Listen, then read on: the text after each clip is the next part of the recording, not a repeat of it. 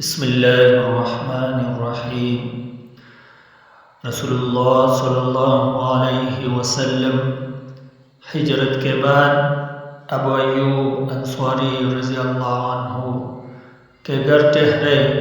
آپ جب بھی کھانا کھاتے تو اس کا کچھ حصہ ابو ایوب انصاری رضی اللہ عنہ کے پاس بھیجتے۔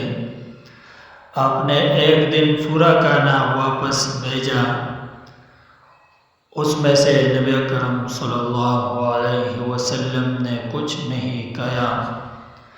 ابو ایوب نبی اکرم صلی اللہ علیہ وسلم کے پاس آئے اور آپ سے اس کا ذکر کیا تو آپ نے فرمایا اس میں لہسن ہے۔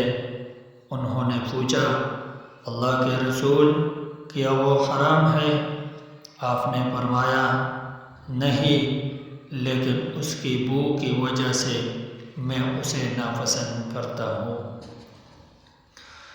سنن ترمذی حدیث نمبر 1807۔